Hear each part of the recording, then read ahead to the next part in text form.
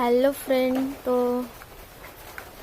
কি বলবো, তোমরা জানো এই আষাঢ় মাস পড়ার পর থেকেই রেগুলারই বৃষ্টি হচ্ছে। আর এরকম সকালে সকালে আমি রান্না করেছি নিরামিষ ডালের বড়ি দিয়ে ভাজা করে, আবার ডাঁটা আর আলু দিয়ে সেটা দিয়ে নিরামিষ করেছি, আর আলু সিদ্ধ করেছি, আবার ওটা ভাজা। আর এখন করবো কুমড়ো শাকের আগা দিয়ে আলু দিয়ে মাছ, আর পাট শাকের ঝোল, আবার কুমড়ো শাক ভাজা। আর আমাদের নতুন একটা ঘর করছে, সেখানে আমরা থাকবো।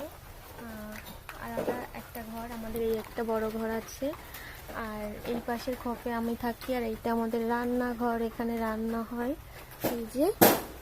আর দেখো আমার শ্বশুর এখানে কাজ করছে, এই যে টিন নিয়ে এসছে আমার বর আর আমার শ্বশুর যে, আর এই যে কাজ করছে। এই যে আমাদের ঘরটা উঠবে এখানে, এই ফাঁকা জায়গাতে।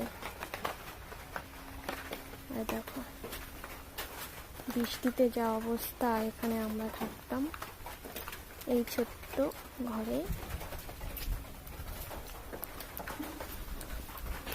এমন অবস্থা হয়েছে কি বলবো, কিছু বলার নেই, মাথার অবস্থা।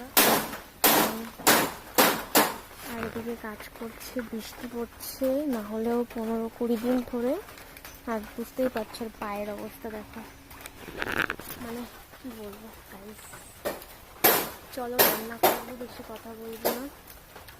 ব্লগটা কেমন লাগলো সবাই কমেন্টে বলবে। আর আস্তে আস্তে ভিডিও দেওয়ার চেষ্টা করব। আজকে শুরু করছি অনেকদিন পর, এরপর থেকে হয়তো আস্তে আস্তে দেবো রেগুলার ছোট্ট ছোট্ট মিনি ব্লগ। চলো দেখতে থাকার সঙ্গে।